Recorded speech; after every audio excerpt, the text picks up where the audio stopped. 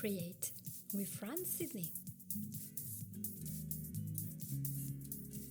Hello everyone, welcome to the show. This is France Sydney and this is Create with France. And today we have an amazing guest, a new guest called Paris Beyk, and she's coming all the way from London to tell us all about BDD and feeling uncomfortable with your body. Something that everyone is very acquainted with nowadays, feeling very uncomfortable, wanting to be different, and feeling that no matter what we do, we're never going to be right, even to the point of drastically changing our looks inside and outside. Everything changes. So welcome to the show, Paris. Thank you for having me. It's good to have you. Yeah, you said it right. Everyone, we're obsessed with changing everything about ourselves, but we don't want to see what's going on inside us and change that, you know? That's the thing, isn't it? We talked with Alex in the previous episode about the fact she couldn't even see herself in the mirror. She had this awful thought about herself. So what was your experience? Because I know it is such a common condition nowadays. Yeah, so with my experience with body dysmorphic disorder, it was quite similar to what most people say, you know, feeling uncomfortable in my body. I was kind of obsessed with how I looked. I mean, this kind of started when I was quite young, you know. I think when I was quite young, I started with body image issues, as do a lot of people. But I think as time went on, it just progressed and became more severe because, you know, the more you think in these ways, the worse they become. They don't just get better, you know, they become worse. So, you know, I'll just be thinking horrible things about myself. I had so much negative self-talk. I felt bad a lot of the time because of it. I avoided going to certain places if I felt like I looked bad that day. I mean, I look back and I think it's really sad, to be honest. Oh my gosh. I'm sorry. No, that's very difficult to live with that. Yeah, I was just going to say, I also tried to change different things about the way I looked, you know, because I thought that would help. And sometimes they did make me feel a little bit better, but it was so temporary. And sometimes I'd feel worse after because I thought that was going to be the answer to my problems, and it wasn't. You know, I have to agree on that because sometimes the more we do, the less we feel that we've done what we need, and we look forward to the next step and the next step. So what was happening to you that you realized this is wrong, I have to do something? You know, what was the moment when you realized we have to change things? It's a really good question. I think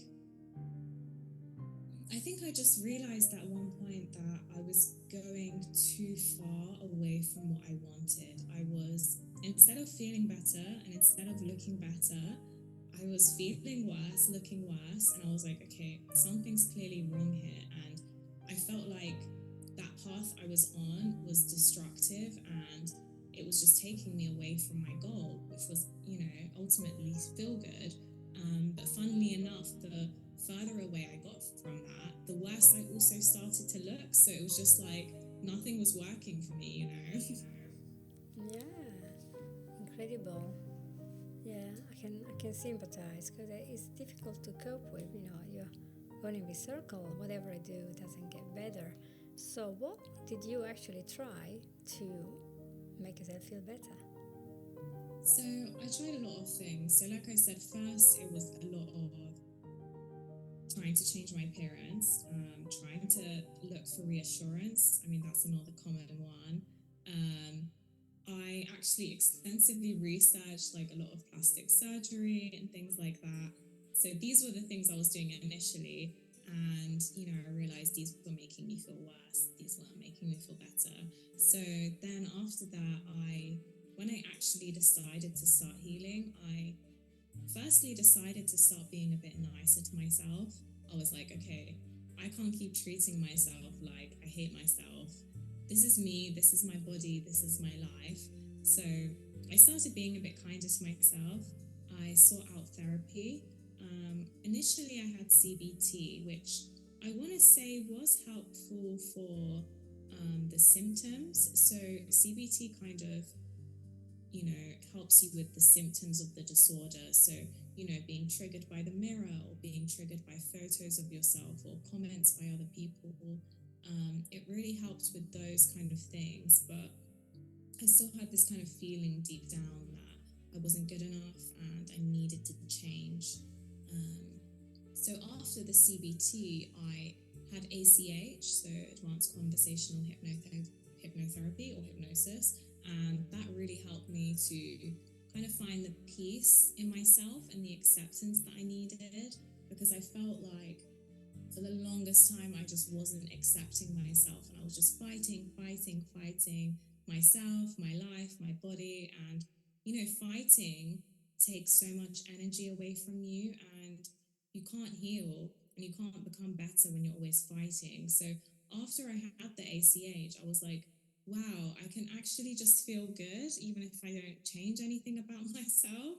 And that was like a revelation for me. And then I started seeing myself differently after that, and things just went uphill from there. That's so interesting because what makes it so that people hate themselves? Where did we start? Did you ever work this out?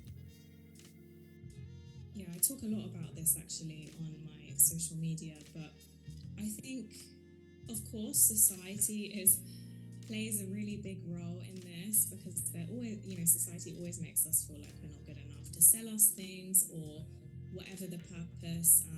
Usually it comes down to money, right? So they want us to feel bad. So society is definitely involved, and also a lot of people are just mean.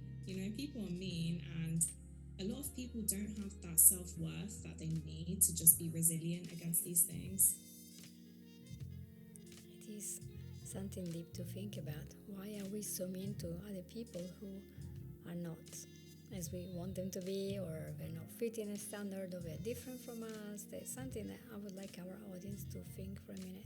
If you are that bold, if you are making those comments online, or if you are not allowing somebody in your popular group because they are not fitting to the stereotype of your group, why? What's going on here? So it's important to not to let it go. What would happen if we don't do anything? I would imagine people would end up having drastic surgeries until they change themselves, and in the end they're still going to be the same, because it's an inside problem, isn't it? It's an inner issue that needs to be tackled from the inside out. It's not from the outside in, isn't it? Yeah. Exactly. Yeah. So when you started to see yourself under a different life, you were talking to me about having this energy and this glow. Where did they come from? The glow is an internal glow. The glow comes from knowing yourself, being at peace, and you have more energy, right? And look, I want to tell people that if they want to change the way that they look, that's okay, right? But as long as you're doing it from a healthy place, okay? Where is that coming from? Is it coming from, loving yourself and wanting the best for yourself? Hopefully you can edit that out. Is it coming from a place of loving yourself, or is it coming from a place of hating yourself and desperately wanting to change? Because when you are the latter and you hate yourself and you desperately want to change, you're not going to make the right decisions. You're not approaching things from a healthy place. You're going to, when I was feeling really bad, right, I could have a list of like 20 procedures that I wanted to do. Now that's not, no one needs 20 procedures, right? But we see celebrities do it, so we think it's normal. But anyway, that's another conversation. But once I had this energy, I was actually able to focus on being healthy. I was mentally more healthy, and then I started to be able to become more physically healthy. I had the energy to go to the gym, do yoga, work on myself in ways that were actually helping me, right? And they weren't coming from a place of hate, and they were like healthy, health focused ways. And that's what made me start to look better as well. Mm. And I think you're right, because there is also this huge pressure to, I don't know, comply with some society ideas that we have to look this way or that way, and then we're going to be happy. when you look like this, you're going to be happy. And women in particular, we're not allowed to age. We can't age. We're not allowed. Illegal. I'm like 3 times your age, and I know a feeling, but for certain jobs, I was remembering, I was in Italy, I was 22 looking for work in design. I just came out of architecture and design school, and I was told I was too old to look for jobs, just like 22, I'm already old, because we wanted to have, but the age, so much experience, so many years, and this and that, and good presence, everything, it was so tough. But now they're asking more because you have to be fresh and good looking for ages because you're a representative of a company. And I think, like, how is it possible that we are under such a humongous pressure to look in a certain way? It's okay to be healthy. I'm not saying that we should all be walking around being morbidly obese, never work out, never do an exercise. I'm not saying that. And, if you realize one day, wow, I got a nose that goes from here to Timbuktu and I can't even breathe with it, go and do your nose and whatever. But we're going to the stage where people are doing their bottom and then their lips and then their forehead and I'm going to retouch on my other bits. And in the end, you don't even look like how your mother made you, just another thing. But inside, you're so unhappy.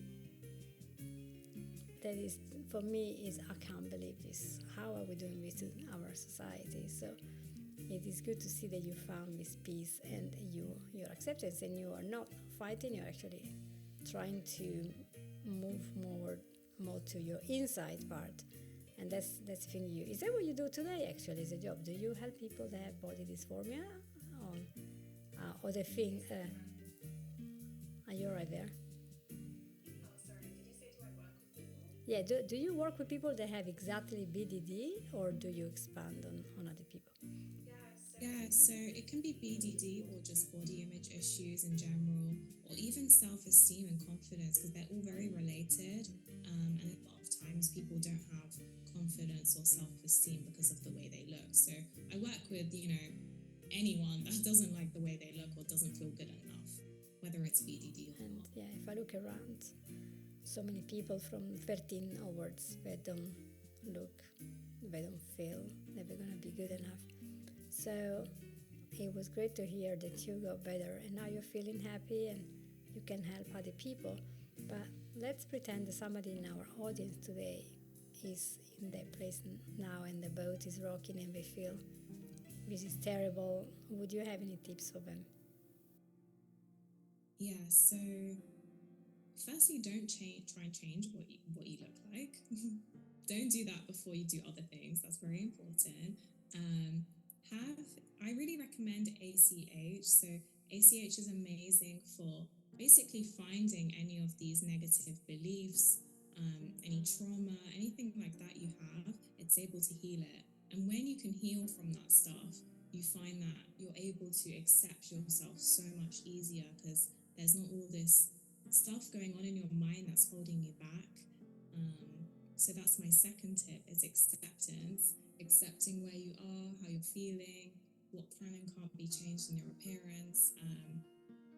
The acceptance, you can only really get that once you actually heal what's going on in your mind that's causing you to be in this state in the first place. Because it's different for everyone, right? The root cause of why someone feels this way is going to be different for everyone, and it's going to have so many different factors that play into it, and all the experiences they had in their life. Everything adds up. So after you heal from that, you're able to reach this sense of acceptance. And then you can remove this attachment you have to looking a certain way.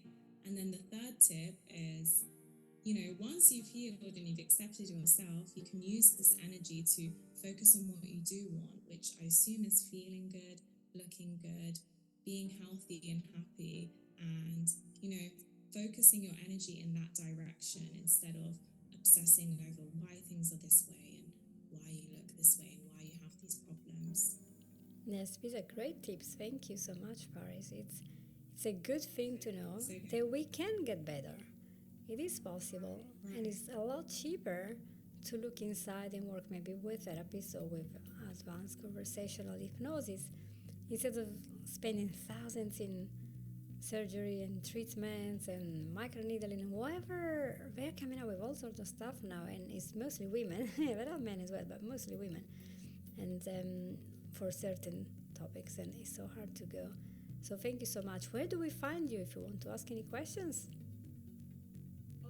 Oh, you can find me on Instagram. So my name is Paris Hypnotic.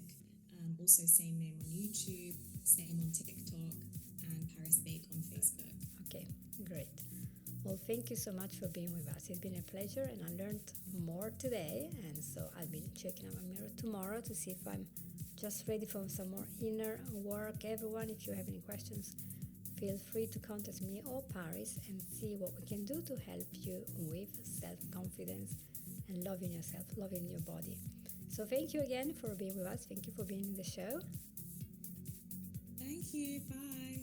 And thank you so much, people. So if you want to leave a review, link, subscribe, whatever you want, share with a friend. It would be always so good for us.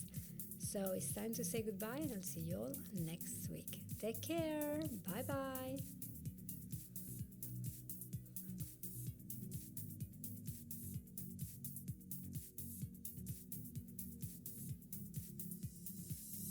You have listened to Create.